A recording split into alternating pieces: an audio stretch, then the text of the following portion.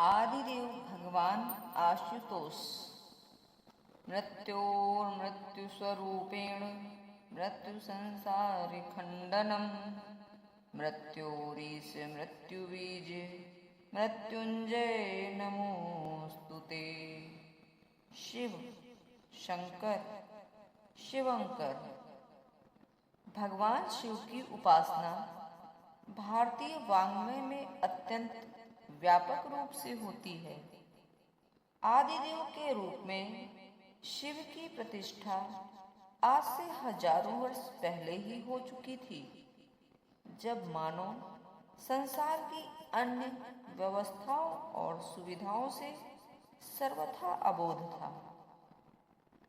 तब भी शिव उसके अणु अणु में ओतप्रोत था।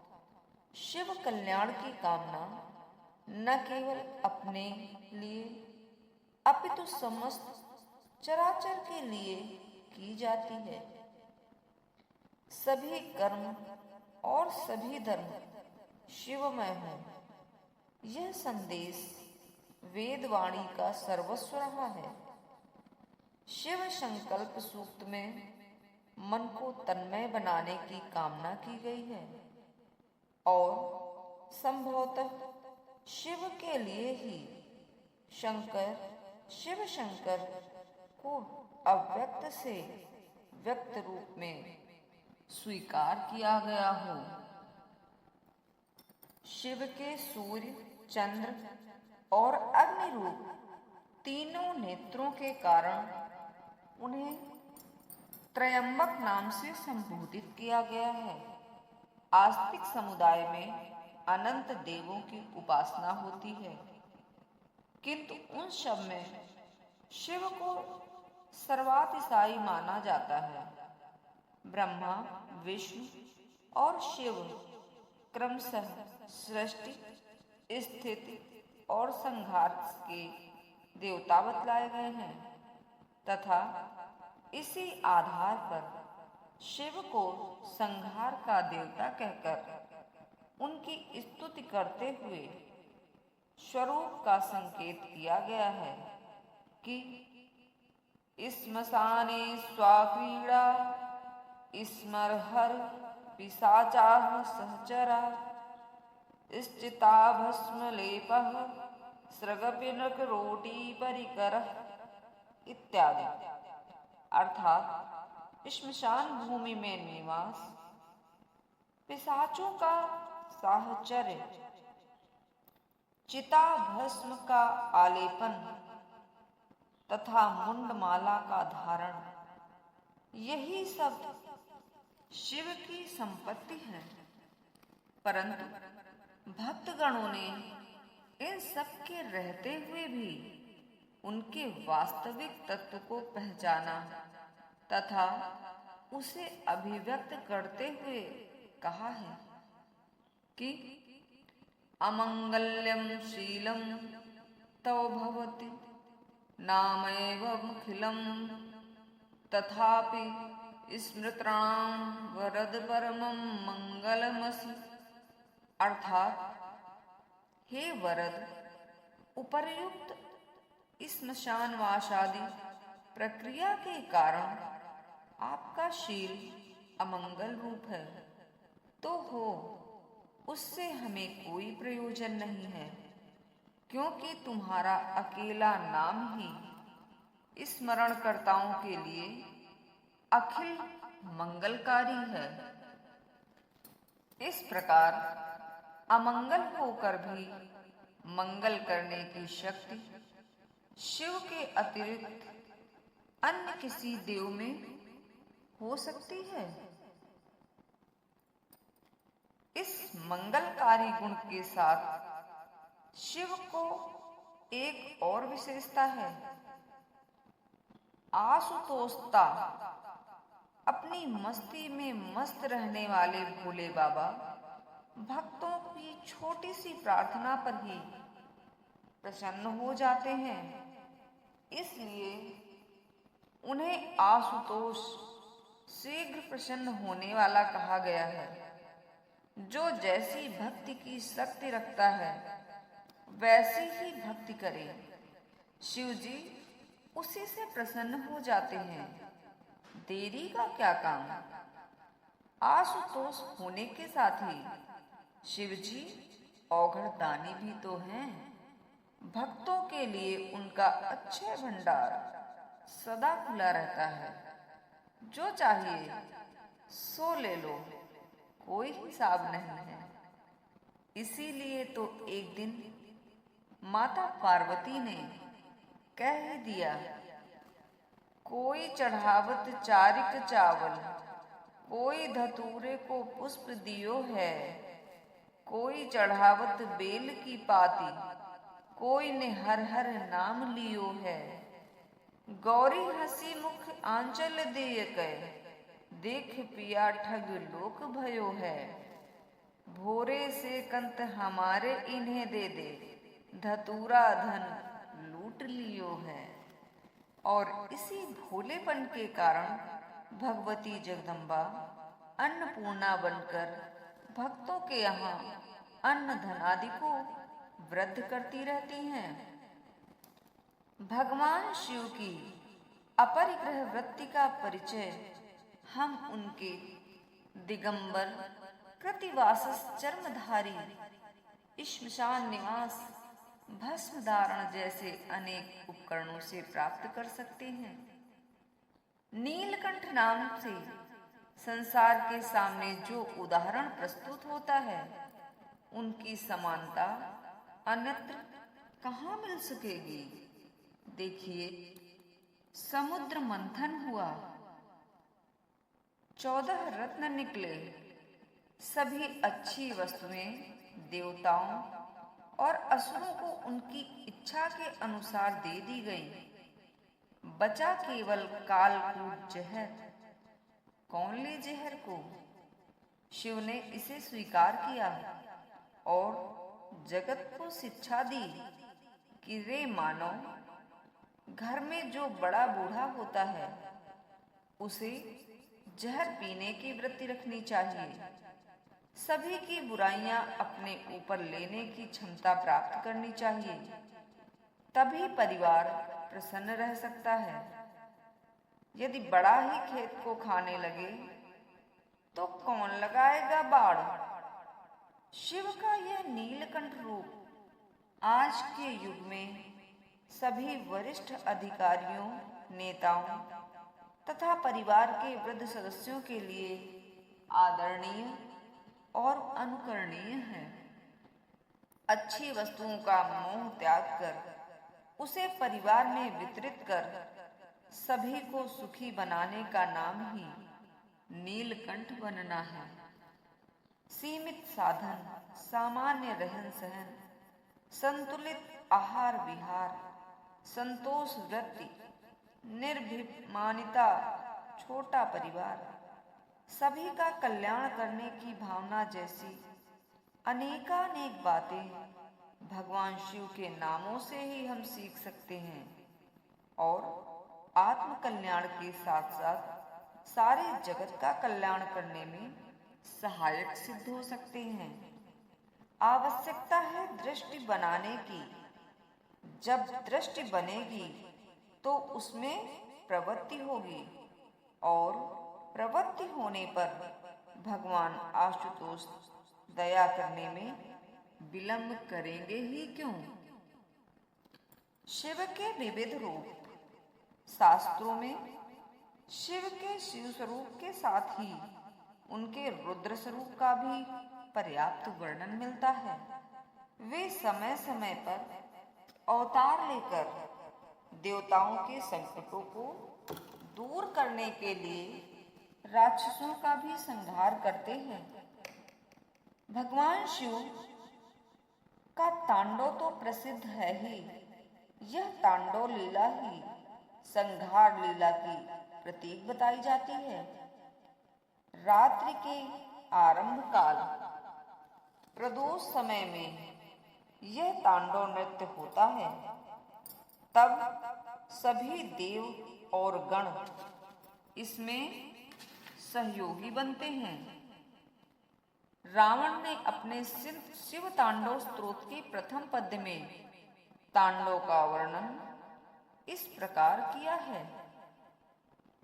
जटाकटाह संभ्रम ब्रह्मण्यलिम्फ निर्झरी विलोल वीचि वल्लरी विराजमान मूर्धनि जगद्धगज्जल ललाट पट्ट पावके किशोर चंद्रशेखरे रति प्रतिक्षणम।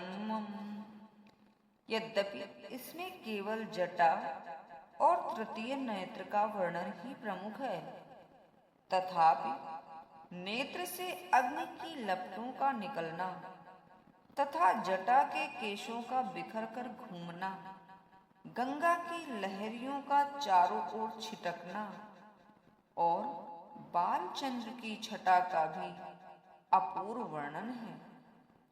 केवल सिर जिसमें भाल नेत्र मुख भी सम्मिलित है का स्वरूप ही कितना अनूठा है। अग्नि तथा जल का कैसा सामंजस्य है, यह सहृदय गम्य ही है। इसी के आधार पर शिव का विचित्र रूप निखर आता है और उनके सौम्य स्वरूप के साथ ही उग्र रूप भी स्पष्ट हो जाता है। हाँ, तो शिव रुद्र होकर क्रोध करते हैं, उग्र बनकर गजासुर, अंधकासुर, त्रिपुरासुर, कामदेव आदि का संहार करते हैं। त्रिशूल, खंड परशु, खड्वांग आदि उनके अस्त्र हैं और अपनी इसी उग्रता के कारण वो मखांतक ही नहीं अपितु अंतकांतक यमराज का भी अंत करने वाले बने हैं। अगर्व सर्व मंगला कला कलाप मंजरी रस प्रवाह माधुरी व्रजम्बड़ा मधुव्रतम स्मरांतकं पुरांतकं भवांतकं मखांतकं गजांधकांतकांतकं तमंतकांतकं भजे। अंतक यमराज का दूसरा नाम धर्मराज है। यमराज की नगरी का नाम संयमनी है। वह प्राणी मात्र पर नियंत्रण रखता है।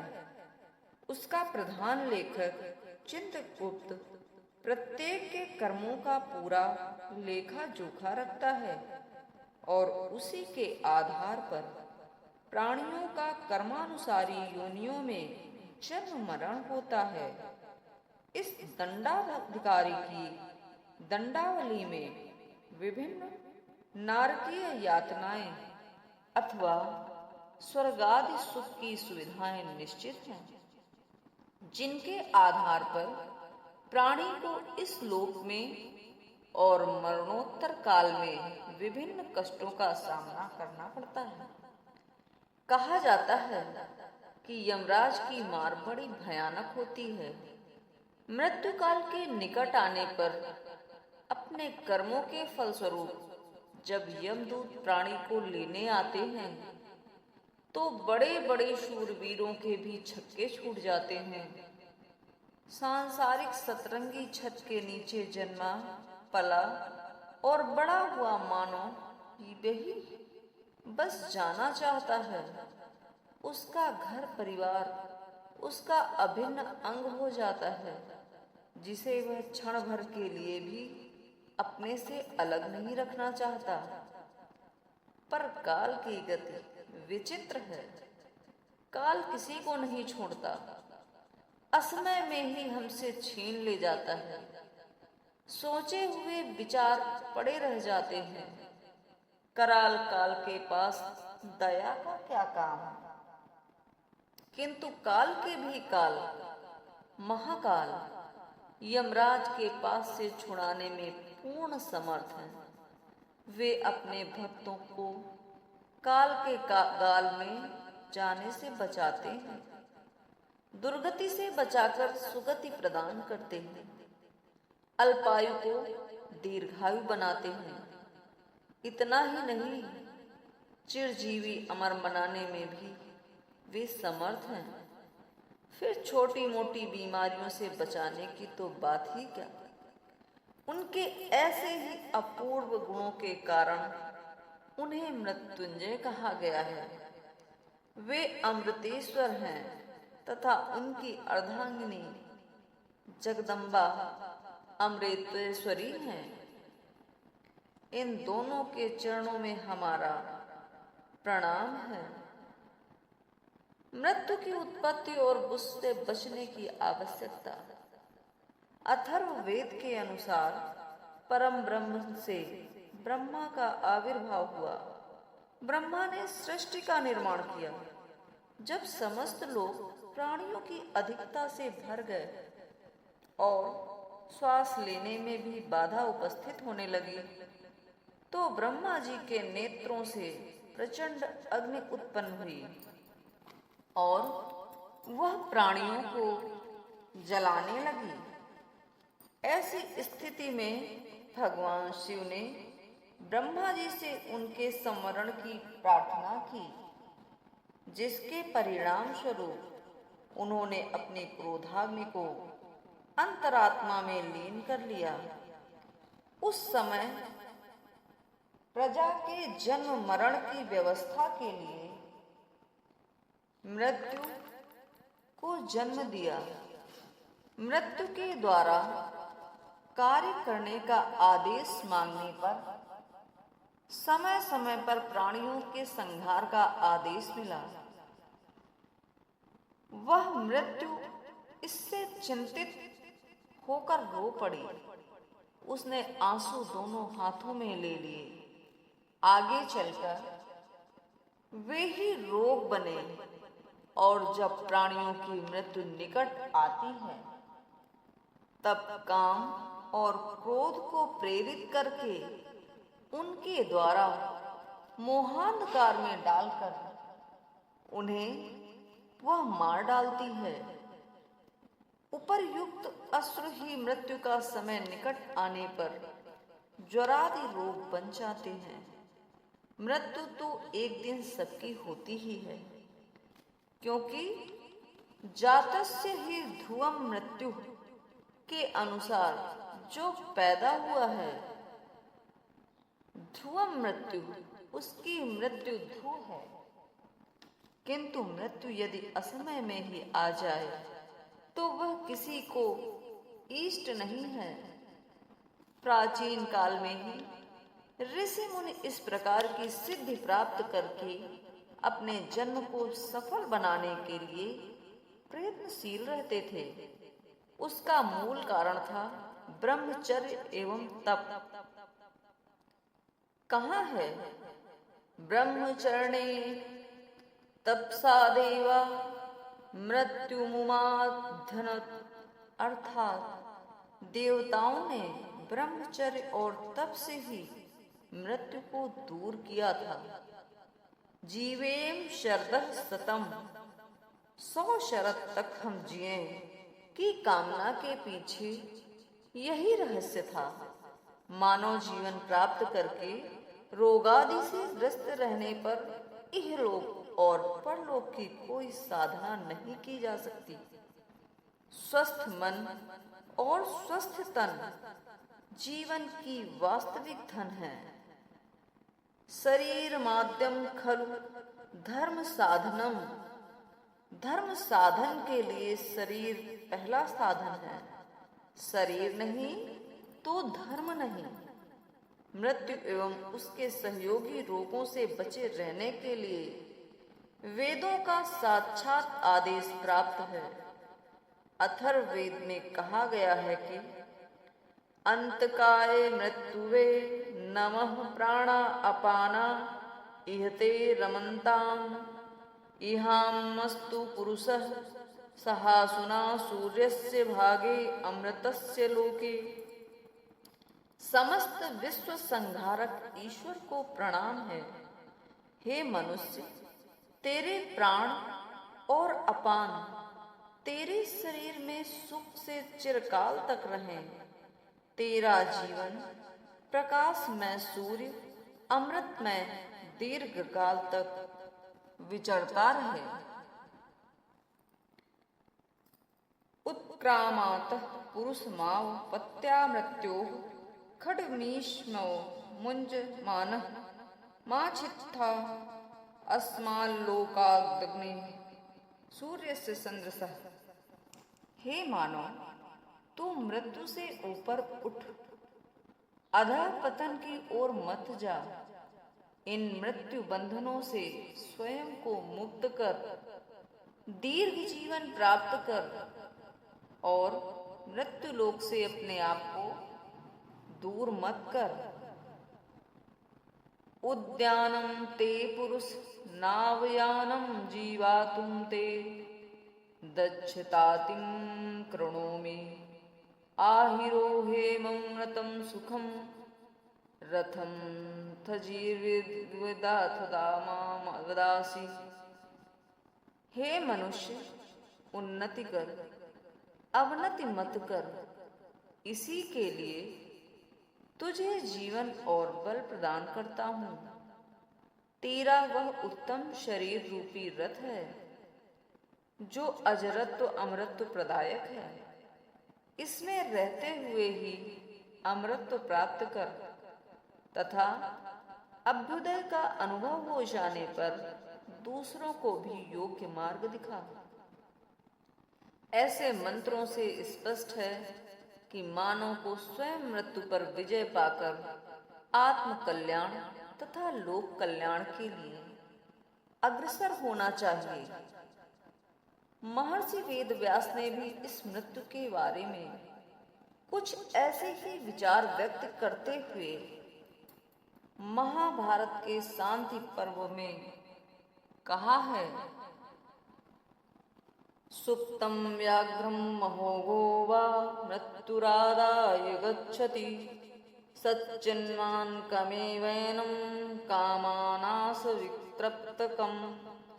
जल का वेग जैसे सोते हुए बाघ को बहाकर ले जाता है, वैसे ही काल नाना प्रकार के मनोरथ बांधते हुए और कामनाओं से अतृप्त बने रहते हुए पुरुष को घसीट कर ले जाता है।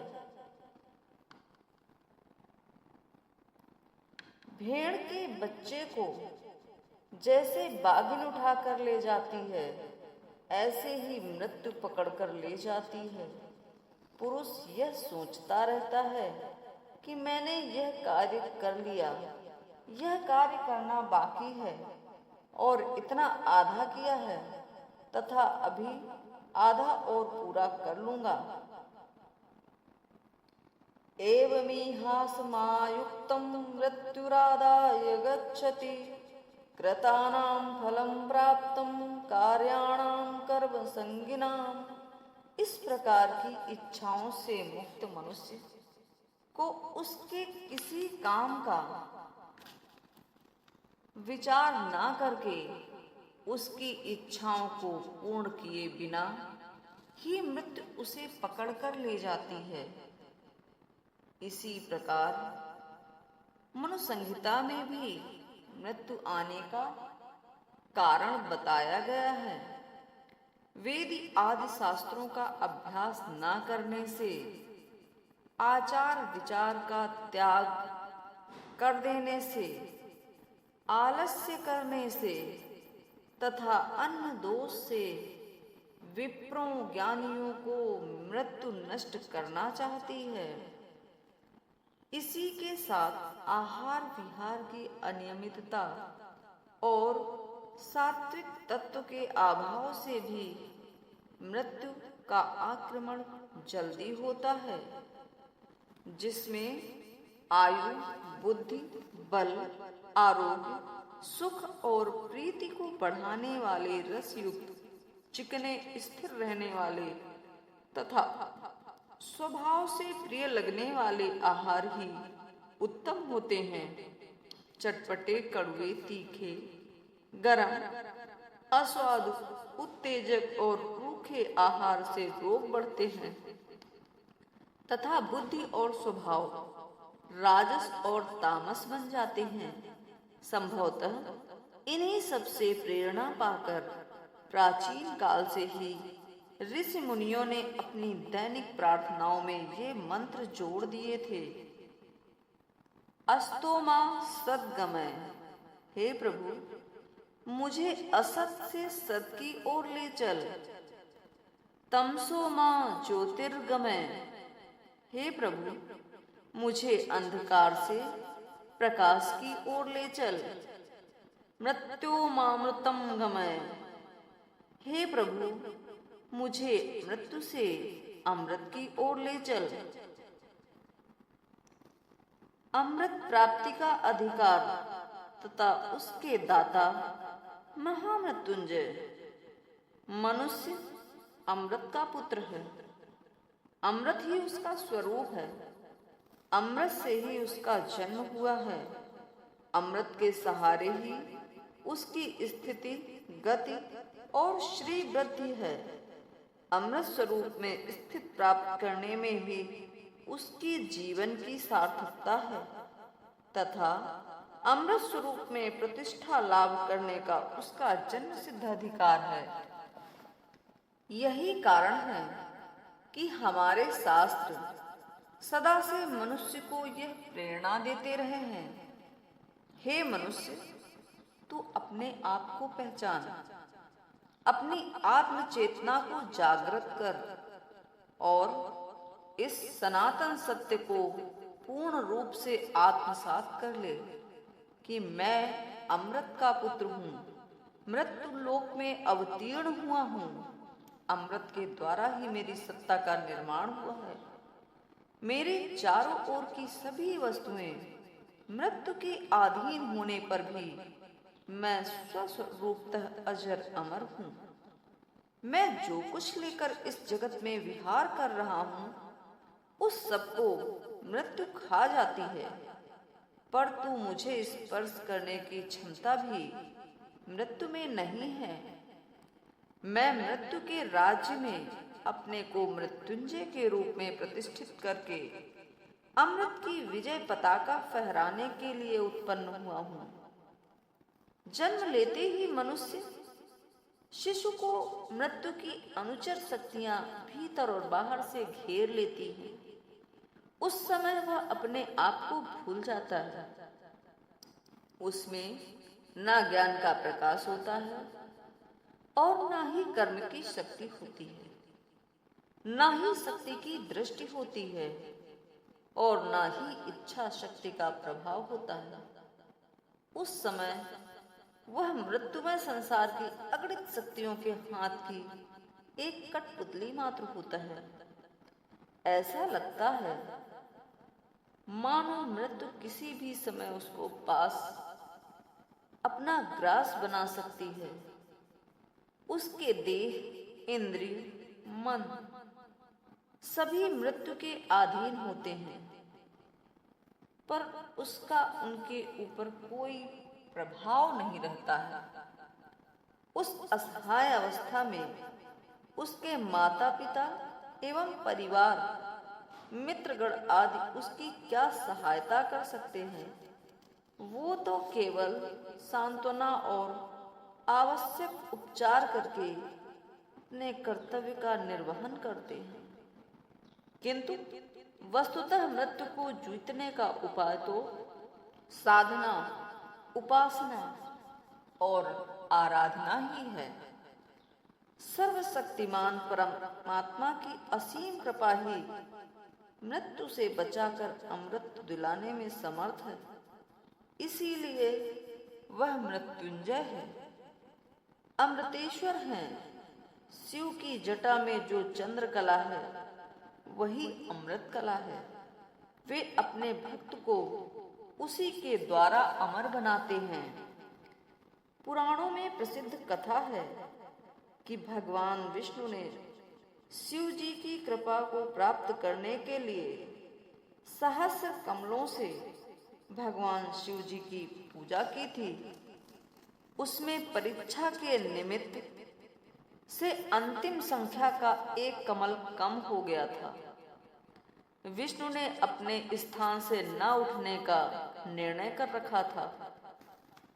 एक आसन से बैठे यह पूजा कैसे पूर्ण हो। इसका समाधान उन्होंने अपने कमल नयन पुंडरीकाक्ष नाम के द्वारा ढूंढ निकाला और तत्काल अपने तीखे बाण की नोक से नेत्र कमल को निकालकर शिव जी को, देवाधिदेव महादेव जी को अर्पित कर दिया। पूजा पूरी हुई, शिव प्रसन्न हुए और नेत्रदान दिया, चक्रदान दिया तथा असुरों के प्रहार से बचकर अमृत तत्व प्राप्त करने के लिए महामृत्युंजय मंत्र भी प्रदान किया।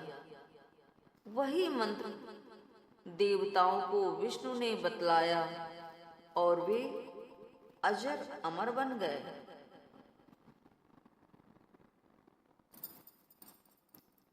मृत्युंजय शिव का शास्त्रोक्त स्वरूप नारायणोपनिषद में कहा गया है कि एक ही अव्यात्मा महादेव की आनंद, विज्ञान, मन, प्राण और वाक रूप 5 कलाएं हैं।